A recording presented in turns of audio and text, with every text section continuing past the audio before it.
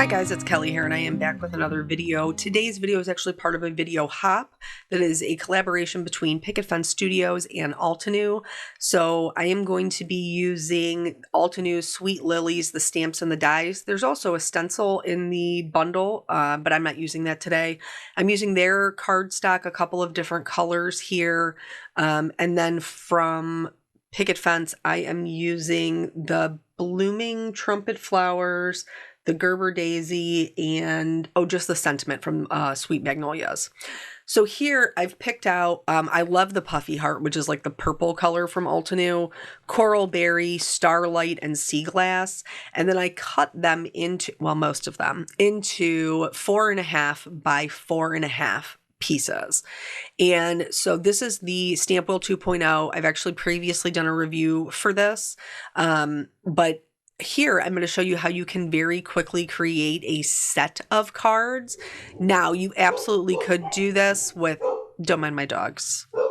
You absolutely could do this with the same color cardstock, but I thought it would be fun to do a couple of different colors of cardstock, even though we're going to be doing the same technique. So the Stamp Wheel 2.0, the stamping surface is 9 inches by 9 inches. So that's how I ended up with the 4.5 cuts. And then I'm going to put this larger one, the Sweet Lilies, right in the center. And then that way it's going to stamp on all 4 corners of my paper. You could absolutely do this in black ink and skip the heat embossing, but I really like the look of the white on the colored cardstock. And so I treated it with my anti-static tool. I inked it up with white pigment ink, and then I am going to stamp this down. And like I said, it's going to get all 4 of my corners. I do like to stamp mine twice. And so while you may not always see it in every step, I am always stamping it 2 times before I do the heat embossing. And that's just to make sure that I'm getting good coverage. And so here's me stamping it a second time. And then I'll just one by one add the embossing powder to it and then tap off the excess and heat set it until it's smooth. So here I'm just using, I think they're just called Pure White. The Altenew embossing powder is called Pure White. And you can see that this one stamping isn't giving us a huge amount of florals on our cardstock, but that's okay because we're going to add more as we go. And I have 2 different ways that I am going to do that. Also, you'll have to just bear with me because, my kiddos were sick this week. That's a story for maybe later. I don't know. But so I'm not 100% sure if it is my allergies that are acting up, because you guys know I have terrible allergies, or if I have actually gotten my kids cold. So who knows? It's a crapshoot. So here we're going to flip those 4.5 by 4.5 pieces so that the other corners are meeting in the center. And then this, you can stamp it the same way. Like you could stamp it the same way. But we're actually going to turn it. So the first time that we stamped it vertically. So this time we're going to stamp it horizontally. There are some times like here you could see where we could kind of turn it and it would still fit. But in order to make sure none of them are touching and the designs are diagonal from each other so that there's a balance, I am going to stamp this horizontally, which will just add that design to the opposite corners. So now, while we're doing that, let's talk about the giveaway. So there's tons of stuff. I think there's like over $300 in giveaways. Altenew and Picket Fence are both giving away a $100 gift certificate and 2 $25 gift certificates. You can leave your comments through February 28th, and then they'll announce the winners on Altenew's winners page on March 4th. And so you just want to leave some love as you hop along. I am the last stop on the hop. So if you are just stopping by here because you are a follower of mine, and you want to have the best chance to win and also the most inspiration, then you can just follow those links that will be listed below in the YouTube description. So now, once we have all of that done, you can leave them this way or you can add more florals. So that's what I'm going to do. And this will work with just about like any florals that you have. I'm using the Altenew masking paper, and this does come in a traditional like 8.5 by 11. I have just previously used it, and since that bar comes off the side, I can just let my extra hang off and I don't have to worry about trimming it down. I'm going to go ahead and stamp these sweet lilies, and then normally when I'm masking something, I would fussy cut them out so that the line was right up against the line, but with this technique, it doesn't really matter. It's not worth that much effort because you can't really tell that it's not right up against the line. So I'm actually going to stamp 2 of these, and then I'm going to use, like I said, the coordinating die cut to cut them out, because that little bit of a gap isn't going to make a difference. It's just going to mask it so that we can add some more florals and really fill out those pieces. So this is just so I cut 2 of them so I didn't have to figure out like where it would need to go, like where I would need to trim it. And then, so now I'll be able to put my pieces back into the center. I'm going to put my masks in place. Now, these are they're low tack, so they're not going to rip your paper, but they mean business. They are very sticky. And because the base of the stamp wheel is also sticky, like so it holds your paper, you just need to make sure that when you're peeling up your masks, you're very careful because they are just made of paper and that they can rip if you're not careful, like just if you're not paying attention. So here I'm using the trumpet flowers, and the reason that I chose these is because of the scale. So there's a huge like piece here that you could put in the middle, but the scale isn't exactly right. These are much smaller flowers than the lilies, and so they look a little bit out of place.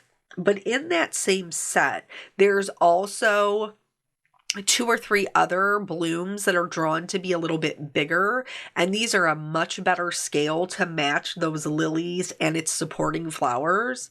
So I am going to stamp these down along with their leaves to kind of fill in that middle area, and I'm going to do them the same way. I'm going to do the white heat embossing on the colored cardstock. Other things to note, like once I have these in place, I'm going to go ahead and pick them up, and then I still will treat everything with my anti-static tool. But because we're using the masks, please note that, like I said before, they are a little sticky. That you can sometimes get some embossing powder that kind of sticks in those areas, and you'll see when we get there, in order to clean that up, I just use a dry paintbrush. But then here you can see we're just going to go in and stamp those down. Those masks are protecting our other flowers. I did stamp them twice, and then I'm going to go in and you can see slowly removing that mask just kind of at a diagonal, making sure nothing is tearing, and then I can go ahead, add that same embossing powder that we used before. I think another way that you could do this that would be really fun is, you know, kind of stamping it down. If you were using one color, like stamping the whole thing down and then die cutting it out, and then you could kind of glue that die cut to different corners. Also, I think that doing the white heat embossing in the background and not having it be your focal point, like today, in my card today, it is the focal point, but not having it be the focal point and then coloring other ones with maybe, you know, some of your alcohol markers or colored pencils, you know, would give a totally different look. But I do love a white heat embossing on a colored cardstock. I think that's very pretty.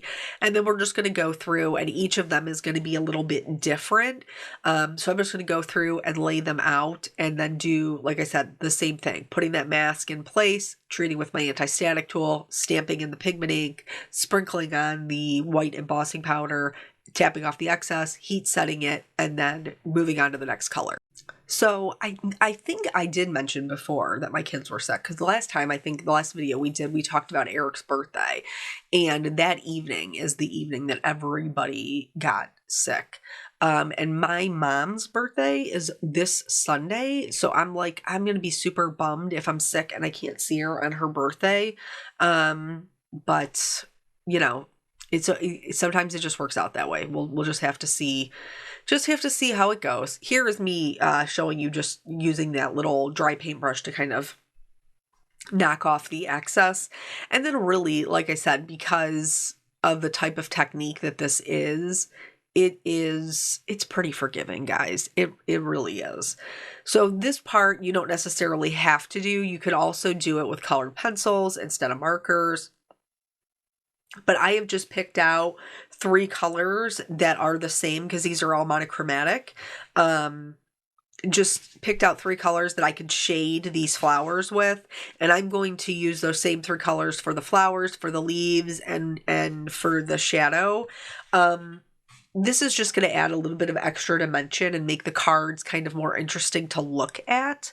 But like I said, if you're not making the background the focal point like I am doing, you could just leave that white heat embossing and do a colored and die cut image of the same florals kind of popped up on top. And I think that would be really great. Here I am starting with my darkest color, and I'm making sure that I am leaving, as I go through like the darkest, the mid-tone, and then the lighter color. Really the lighter color in most cases is just to blend out the mid-tone. It doesn't really add anything, but your lightest color is going to be the color of the paper. We want to still make sure that we keep that intact. So we're really just looking for kind of like the illustration lines that would indicate that there would be some shadows, where the leaves are kind of coming together at the stems, where the flowers are meeting, they're at the stamen, especially like with the trumpet flowers, because they are, so deep, there's definitely going to be shadow where those petals are meeting in the center. And then once you have your shadows laid out, and if you're uncomfortable with your darkest color, like, don't sweat it. Do your shadows with your lightest color. So that way you can go back in and be a little bit more confident with your darker colors. But once you have the darker color down, then it's really easy because we're just going to go in and extend out that shadow with our mid-tone. So we're going to go right over the darker color, extend out our mid-tone to just be past that. And then, like I said, with the lightest color, we're still leaving the color of the paper as our highlight, and the lightest color is really just going to blend out that mid-tone. So the same thing, you're going right over your mid-tone and then extending it out. And you can see there's a huge difference between adding the shading to this one here and the one on the top left that has no shading. Alternatively, if you didn't want to do all this coloring, you could just do a shadow. I am going to do a shadow for both of them. I prefer to do my shadows if they are down into like the bottom left, and I am doing this with the darker color. Here, I'm just trying to decide the orientation for the paper, and then I'm just going to go right next to that heat embossing line and add in my shadow down into the left, and this is going to help lift it up off of our background. I will warn you that, and if you've ever seen me use a similar technique with the heat embossing, you already know this, but you can color your heat embossing with your alcohol markers. So if you go right over top, I try very hard, but I'm not perfect, so you can color it. If that happens, then you just need a colorless blender to remove that color. So here, I'm just going to kind of briefly show you, for the most part, kind of just the rest of the colors, not necessarily the full coloring of the whole thing each time. Just because it is the same flowers over and over again. So I think I am going to show you this one with the coral, and then for the blue and the sea glass color, I'm just going to show you the color combinations in case you're trying to replicate that. So as far as life goes, it's been very snowy here lately. So we had snow, then we had the melt. I told you guys our basement flooded. And then we had snow, like rain, that then turned into snow, and now we've just had snow for like the last 2 or 3 days. So, in fact, as soon as I'm done doing this voiceover, my wonderful husband is going to go out and snow blow the driveway because we got more snow while he was at work today. Just all the snows. Um, so I'm hopefully the snow holds off because actually his birthday was on Tuesday and we've already celebrated with just like us and the kids, but for his family we are going to celebrate on Saturday. So far it is clear weather. Fingers crossed that it stays that way and we're able to do that. Typically with my family, like we've been doing the Sunday dinners, I think I talked to you guys about. And so normally we would do everybody's birthday on like the Sunday dinner, which this particular Sunday just happens to be my mom's birthday. So it would have been on her birthday, but with everybody else being sick, like I can't go, it's just not responsible to go hang out with my parents as much as I would love to see them, knowing that we might be contagious. So until I know for sure whether or not I am sick or the kids are completely, done and over it, we're just gonna be hanging out with ourselves. Fortunately, Eric's mom, she was just sick, so she's already on antibiotics. So, we're not gonna catch anything from them either, but hopefully. So here, this is, like I said, I'm just going to briefly show you the color combinations. These are not all from the same families, though Altenew does a really, really good job of, pairing four together. I didn't necessarily use all of the color families. Here is that colorless blender, and like I said, you're just going to kind of swipe over it, but you do want to make sure you're scribbling off the any ink that you're picking up, because otherwise you can redeposit it, and we don't want that. So we're just going to pick up that extra ink that's sitting on top of the white embossing. You don't want to scrub it, you just want to swipe over it quickly and then off. So these still felt a little bit plain to me, and of course you guys know, like, this is your own card, so whatever you are feeling like, then by all means go with that. If you don't love spatters, you love a really clean look, then go with that. You don't have to do this. So I wanted to kind of add a little bit more interest to the background. And so these are my tube watercolors from Altenew, and I am going to use the Tuladine Red, I can never say it, Quin Magenta, I think is that one. What is the other one? Cyan, I think. And I don't know what the blue is. I cannot remember what the blue is. But I'll link them below. But anyway, so I'm using a combination of the watercolors to add more monochromatic, more tone on tone. But then I'm also using the titanium white gouache to get the white spatters. Those are definitely more opaque. And this is, like I said, skip it if you don't love the spatters. I like it. I like that it adds a little bit more interest. Here, when I did the first round, it was a little bit dark comparative to the sea glass. So then the next time I just added a little bit more water, and that was much better. And then you want to make sure that these are dry before you move on to any other steps, because they are 80 pound, which is great for coloring. But you want to make sure when you're doing your die cutting that everything is dry and you're not trying to cut through wet paper.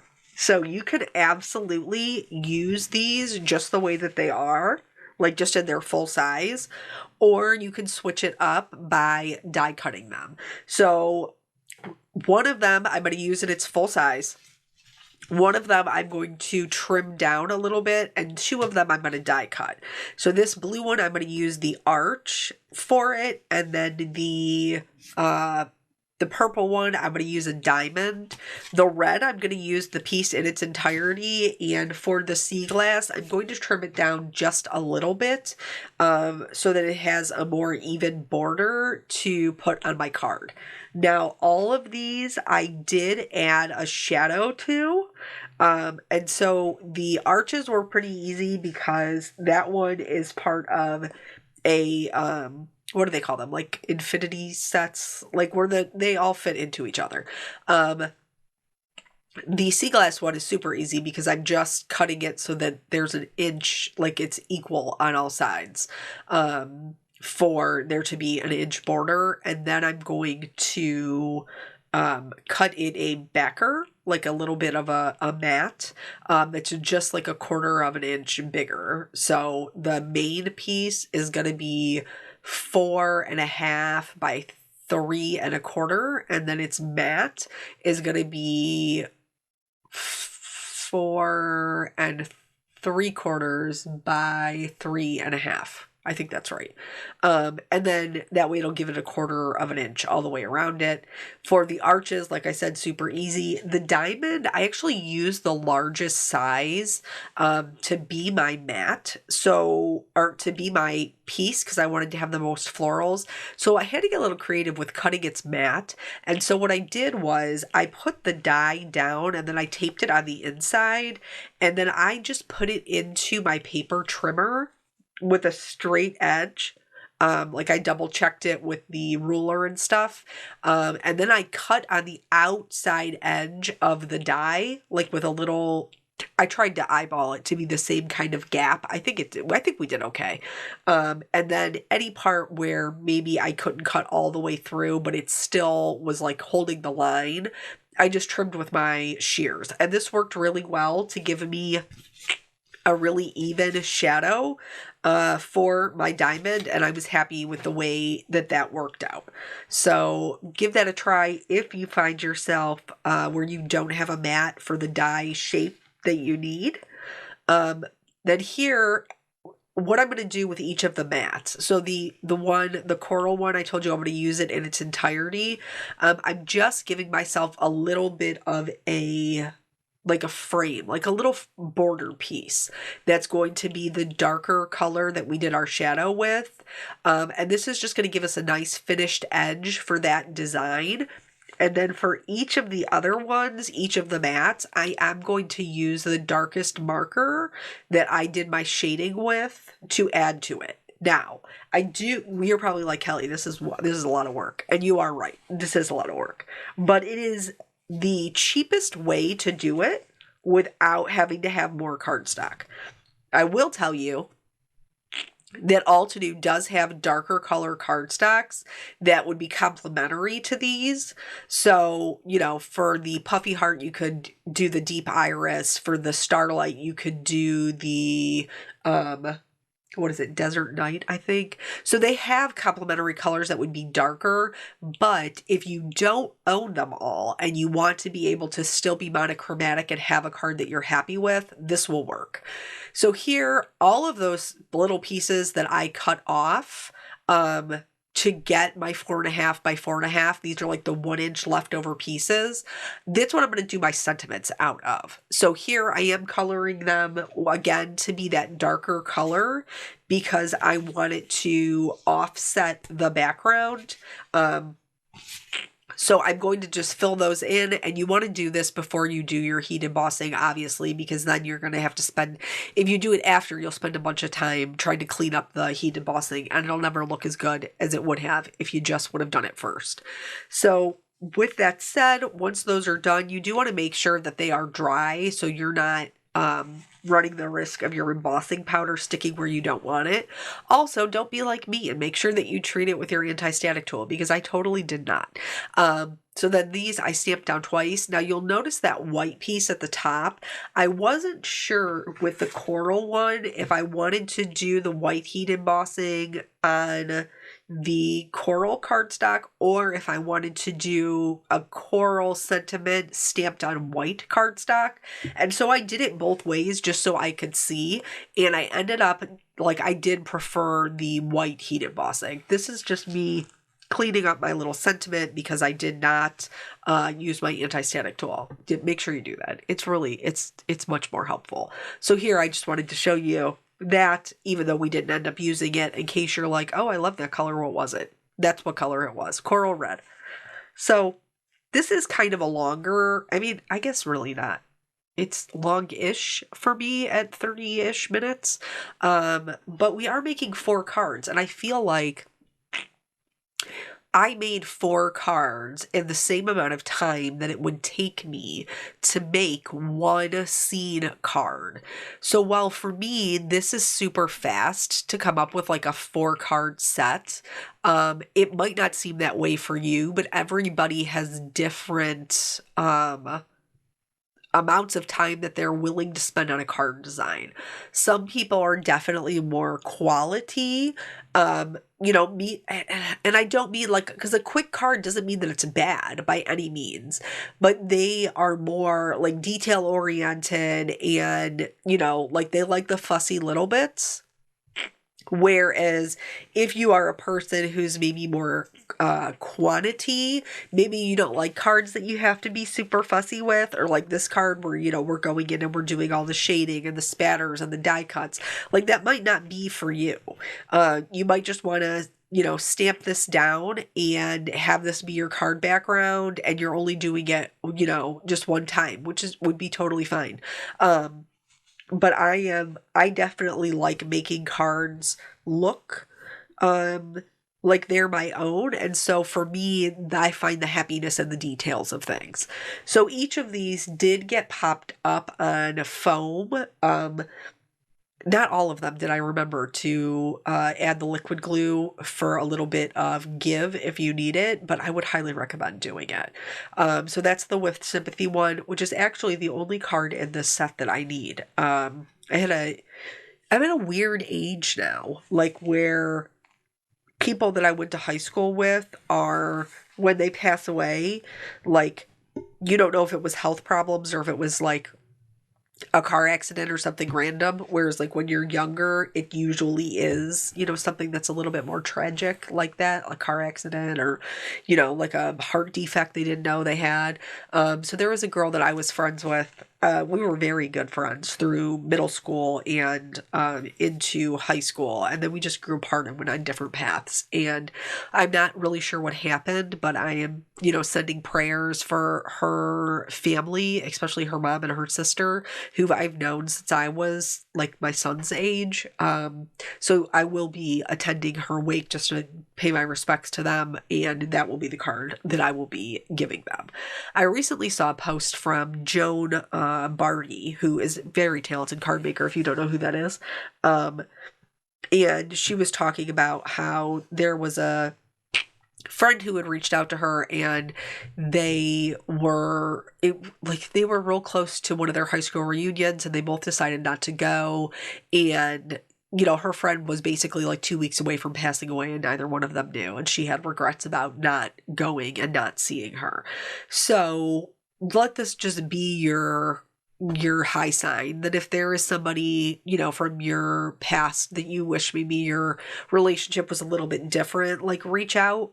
If you have somebody that, you are super close to and it's been a while since you've seen them, like maybe if you can't physically see them in person, maybe try to FaceTime. Like, just give it a go. So hopefully, you can reestablish that connection or maintain a connection that's important to you. So once these were all done, I did pick out some Picket Fence Studio gems to put on them.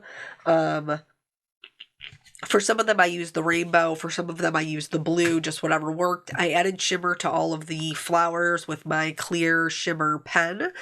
And then we'll take one little last look at these guys. But then that's it. They'll be done. So here's the little purple one with the diamond. Here is the blue one with the arches, and then this one uses the whole panel, which honestly, that one might be my favorite, probably because I didn't cut away all of the stuff that I colored. But anyway, here they are. Please make sure that you're leaving some comments along the way so you don't miss your chance to win. Thank you guys so much for joining me. I always appreciate your time, and I will catch you on the next video. Bye.